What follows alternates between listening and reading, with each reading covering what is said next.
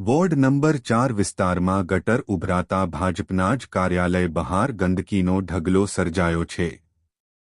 રસ્તા પર ગંદુ પાણી ફરી વળતા લોકોને પસાર થવામાં ભારે મુશ્કેલી પડી રહી છે। સ્થાનિક રહીશો અને રાહદારીઓ આ સમસ્યાને કારણે ભારે પરેશાન થઈ રહ્યા છે।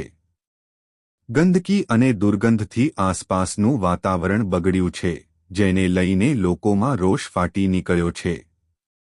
સ્થાનિક રહીશોએ આ સમગ્ર ઘટનાનો વિડિયો બનાવી સોશિયલ મીડિયા પર વાયરલ કર્યો છે, જેથી તંત્રની કામગીરી પર સવાલો ઊભા થયા છે। લોકોએ તંત્ર વિરુદ્ધ નારાજગી વ્યક્ત કરી તાત્કાલિક ગટર સમસ્યા ઉકેલવાની માંગ ઉઠાવી છે। સાવલી નગરપાલિકાના દરેક વિસ્તારમાં આ જ પરિસ્થિતિ છે। જ્યાં ત્યાં ગટરો ઉભરાય છે અને સાવલીના મતદારોને મારી એક અરજ છે કે તમે વિચારીને આજે આપનો કિંમતી અને પવિત્ર મત ભારતીય જનતા પાર્ટીના 15 વર્ષના વહીવટને જોઈને કરશો।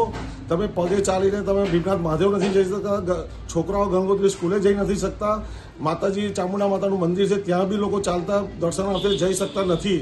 બેઠક જવાના રસ્તે પણ આ જ પરિસ્થિતિ છે, એટલે ધાર્મિક સ્થળો પર જવા માટે બી પગે ચાલી જઈને જઈ શકાય એવી ગામની પરિસ્થિતિ છે નહીં।